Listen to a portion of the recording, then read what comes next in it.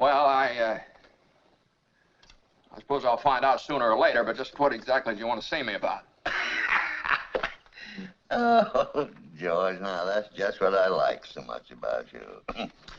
George, I am an old man, and most people hate me, but I don't like them either, so that makes it all even. You know just as well as I do that I run practically everything in this town, but the Bailey building alone. You know also that for a number of years I've been trying to get control of it, or kill it, but I haven't been able to do it. You have been stopping me. In fact, you have beaten me, George. And as anyone in this county can tell you, that takes some doing. Your brother, Harry Bailey, broke through the ice and was drowned at the age of 9. That's a lie. Harry Bailey went to war. He got the Congressional Medal of Honor. He saved the lives of every man on that transport. Every man on that transport died. Harry wasn't there to save them because you weren't there to save Harry.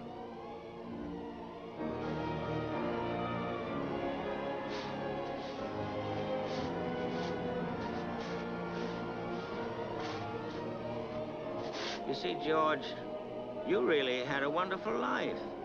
Don't you see what a mistake it would be to throw it away?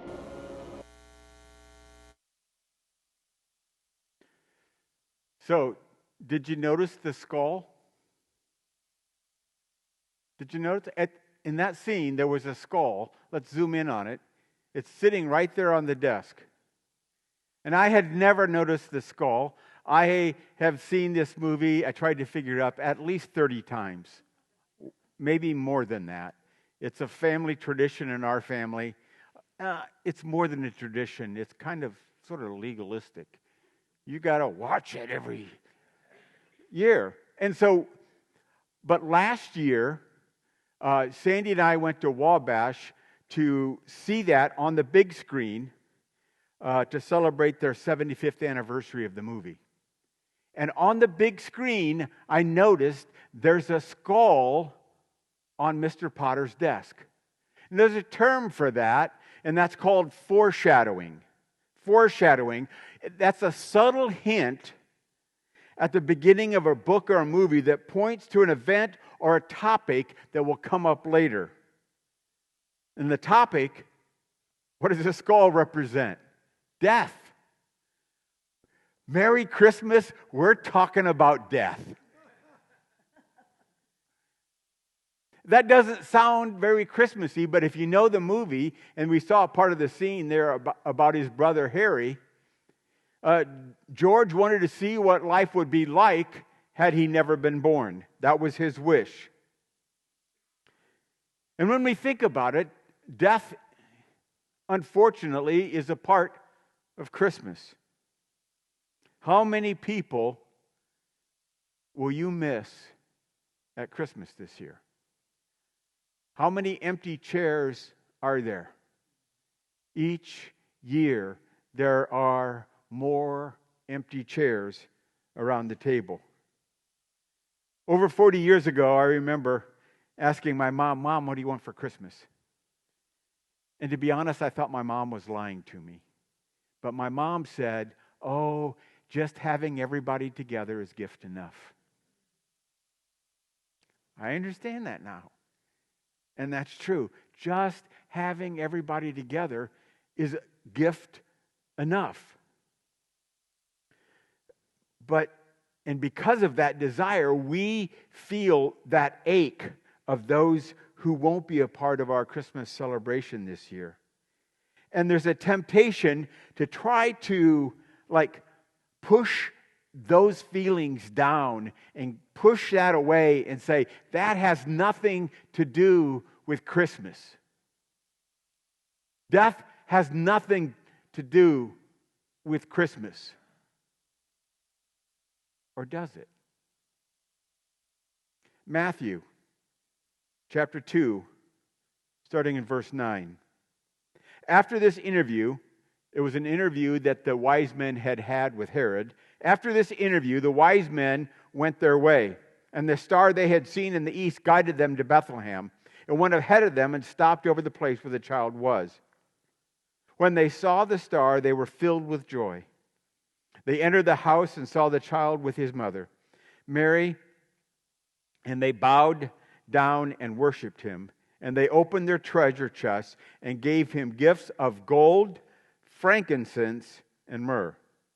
So let's take a look at the gifts that the wise men gave to the baby Jesus. First of all, they gave gold.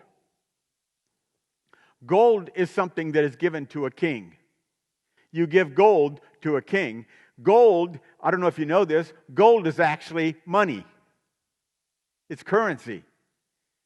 And not long after this, Mary and Joseph had to run to Egypt. How could they afford that trip to Egypt? The gold. The gold financed that trip to Egypt and their time in Egypt. But it was a picture, it was foreshadowing that Jesus was the king. And they gave frankincense. Frankincense is a part of the priest. Frankincense says that they were a priest. And it was a part of the sacrificial system in the Old Testament. The book of Hebrews talks about Jesus as a new kind of high priest. And then there's myrrh. Here, this is myrrh. Go back to that. That's myrrh right there. Myrrh, you get that off a tree, and you scrape a tree on a special tree, and then that forms, that wound on the tree produces this sap, and then you scrape that off and you collect it, and that's myrrh. And it's from Arabia, and here's the exciting thing about myrrh. It's used for embalming. Isn't that exciting? You use it for embalming, and so it's kind of like gold, frankincense, and formaldehyde. And you go, what? What does myrrh mean? Myrrh means death. Myrrh means death. Merry Christmas. Here's some embalming fluid. That has to be the worst baby gift ever. Like, how many of you have ever been to a baby shower, and what did you get? Well, I bought some formaldehyde. Because one day this baby is going to die, and we just want you to have some formaldehyde. What? Are you kidding? That's what the wise men gave. Why? Foreshadowing. Foreshadowing. Like the skull on Mr. Potter's desk saying, hey, there's death to come. Notice what it says in Mark 15:22 and 23. And they brought Jesus to a place called Golgotha, which means the place of the skull. And they offered him wine drugged with myrrh, but he refused it. And then in John, a couple of days later, afterward, Joseph of Arimathea, who had been a secret disciple of Jesus because he feared the Jewish leaders, asked Pilate for permission to take down Jesus' body. When Pilate gave permission, Joseph took the body away. With him came Nicodemus, the man whom Jesus had come to at night. They brought about 75 pounds of perfumed ointments made from myrrh and aloes. The wise men were giving a gift that foreshadowed, here is the point, Jesus was born to die. Jesus was born to die. That will not make a great Hallmark card for a baby shower. But that is why Jesus came. He came to die. That doesn't feel very Christmassy, does it? But it is healthy to recognize the reality of death. We need to recognize the reality of death. Each and every one of us will die. Merry Christmas. We need to realize that our lives are temporary. There was a lady who was suffering with terminal cancer, and a friend went to see her, and out of curiosity, he asked her, "What's it like waking up every day knowing that you're dying?" And it was a good question. And she responded with a question. She said, "What's it like waking up every day pretending that you're not?" Good point. We're all dying. We're all dying. And so that leads us to the second thing. Realize the importance of life. Knowing that life is limited makes each moment more valuable, more focused, more purposeful. I wish you could have known my brother Ron in high school. Now, you wouldn't want to know him in high school, but I wish you would know him in high school, because it would make what I'm going to tell you next more meaningful. I won't tell you what it did, but one time at the end of his sophomore year, he got in trouble and he was expelled from school for a whole semester. Use your imagination. And Ron was pretty wild. A little over a year ago, he found out he had esophageal cancer. A number of years ago, he had given his heart to the Lord, but in the last year, my siblings and I, we get together over the summer. You should have heard what Ron said. Oh. He said, "I am so grateful." Just talking about where he's at in life. He said, "I am just so grateful to wake up every day and be alive." That point of coming to there was things were touch and go for a little bit with his cancer. They took out about 13 inches of his esophagus, so his stomach is actually in his throat. And so, what a beautiful picture of what God brought a greater transformation in my brother's life.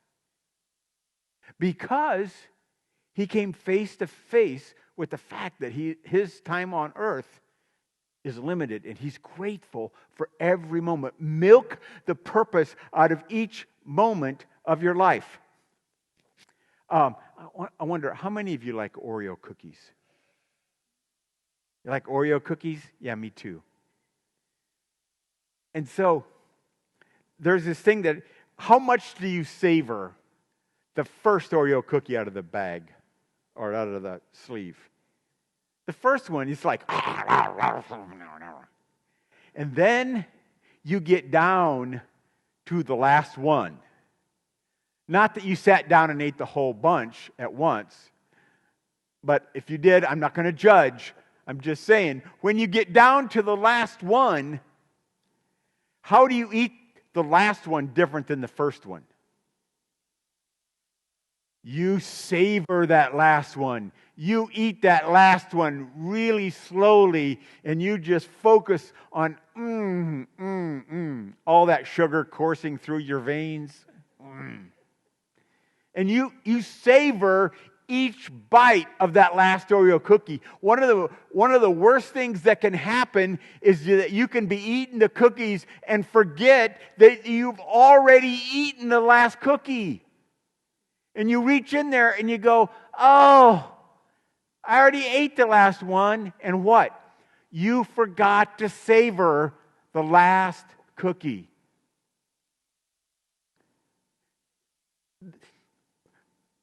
Life is savoring the last cookie. When you realize that your life is temporary, what do?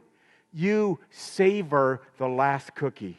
You savor each moment like it's the last cookie. And as you gather together tomorrow with family, savor that like it's the last cookie.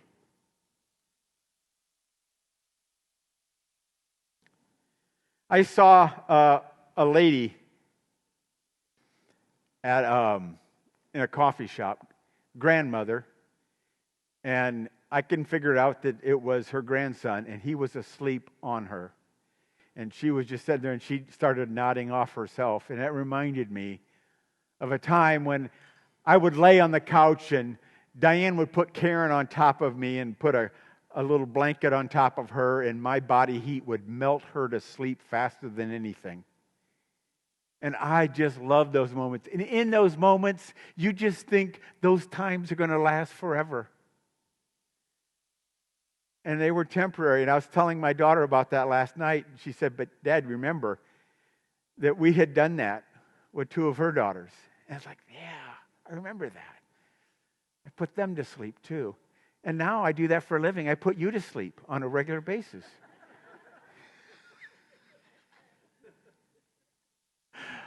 But, it's those moments you think they're going to last forever back then. But savor those moments. And then resolve to live with both hands. How many of you had two hands? Okay, live with two hands. Here, on the one hand,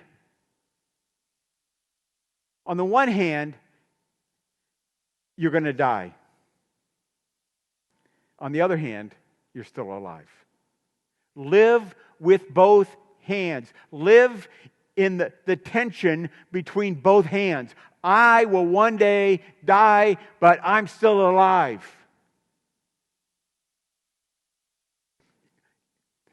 You can do this. People ask me, how are you? And I do this. I check my wrist and I go, yeah, I'm fine. But you can check your wrist. If you have a pulse, you have a purpose. Did you know that's biblical? That's in the Bible. Acts chapter 13, verse 36. For when David had served God's purpose in his own generation, he died and was buried with his ancestors, and his body decayed. When David had fulfilled his purpose, he died. That means when David was alive, he was fulfilling his purpose. That means when you're alive, you have a purpose. That's how you can tell if you have a purpose. You have a pulse.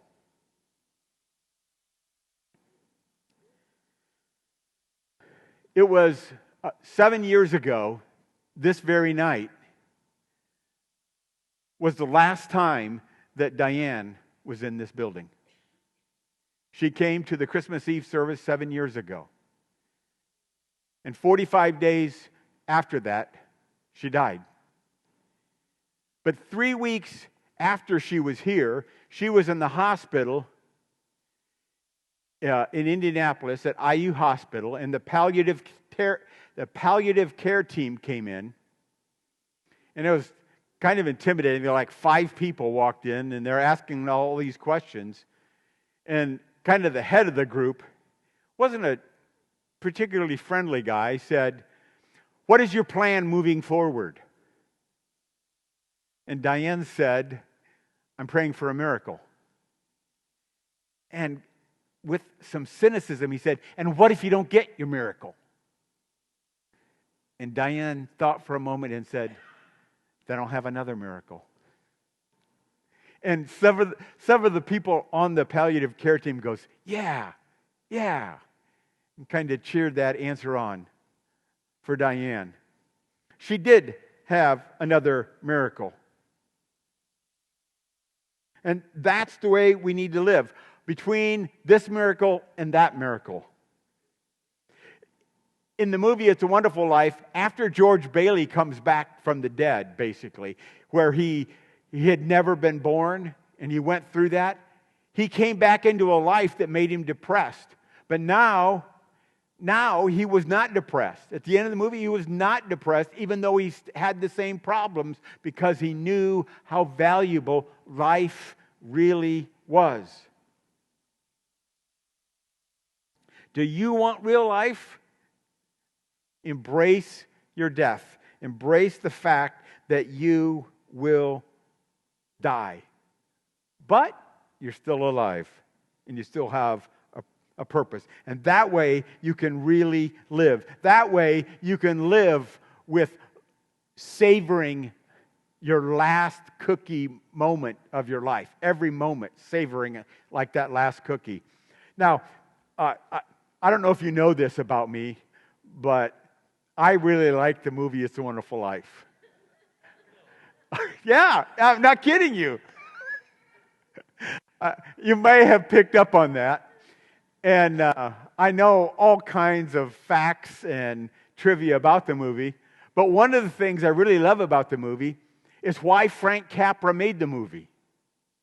Frank Capra read something, and it impacted his life so much that he looked for a story, and he found this story, and he said, this is the story to get that point across. Here is what caused Frank Capra to make the movie It's a Wonderful Life. Matthew chapter 5, starting in verse 14. You are the light of the world. Like a city on a hilltop that cannot be hidden. No one lights a lamp and then puts it under a basket. Instead, a lamp is placed on a stand where it gives light to everyone in the house. In the same way, let your good deeds shine out for all to see, so that everyone will praise your heavenly Father. That verse impacted Frank Capra, and he said, I have to make a movie that illustrates that. And that's the whole... That passage is the force behind why that movie was made. And so we need to have that same, to live the last cookie life and letting our light shine. If somebody needs something, we can give that to them. We can let our light shine in all kinds of different ways. Here's the bottom line. Death clarifies what you're living for. Death clarifies what you're living for.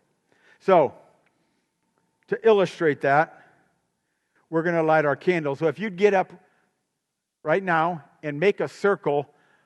Most of us are in these two sections. Let's make a circle around these two sections right here.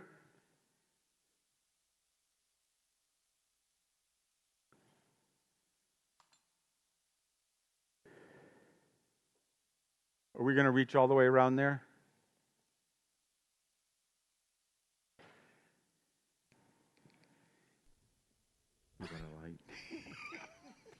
On the car.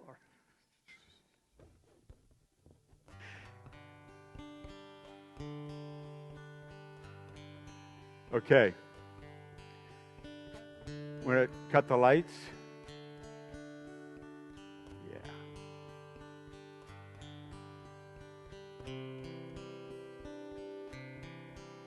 All right. Turn your lights off.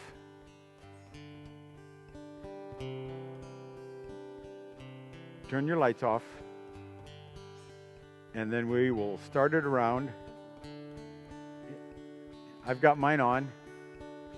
And I'm going to start with Tom and Scott. And I'm going to tap his.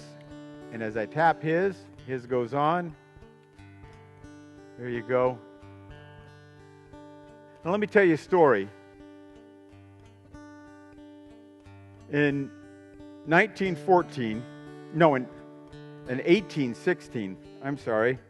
there was a young priest in Austria.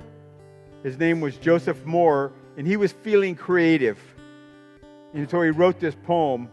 It was not long after the Napoleonic Wars had taken their toll.